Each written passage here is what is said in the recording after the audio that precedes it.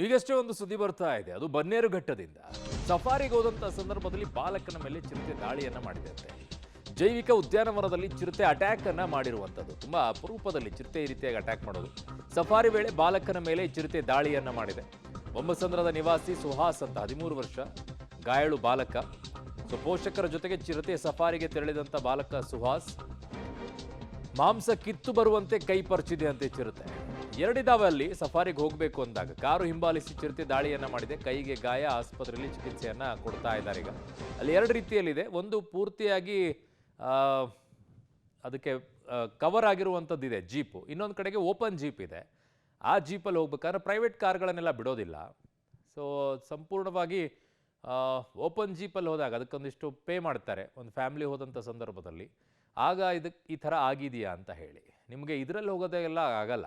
ಕಾರಣ ಅನೇಕ ಜನ ಬರ್ತಾರೆ, ಸಫಾರಿಗೆ ಹೋಗ್ತಾರೆ, ಯಾವಾಗಲೂ ಕೂಡ ಈ ರೀತಿಯಾಗಿ ಆಗಿಲ್ಲ.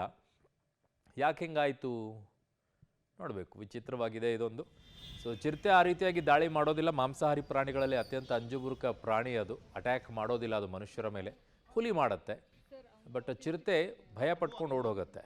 ಇಲ್ಲಿ ಯಾಕೆ ಏನು ಎತ್ತ ಅಂತ ನೋಡ್ತಾ ಇದ್ರೆ ಕೈ ಏನಾದರೂ ಆಚೆ ಹಾಕಿದ್ರ ಅಥವಾ ಕಿಟಕಿಯಲ್ಲಿ ಹಿಂಗೆ ಕೈ ಇಟ್ಕೊಂಡು ಕೂತಿದ್ರ.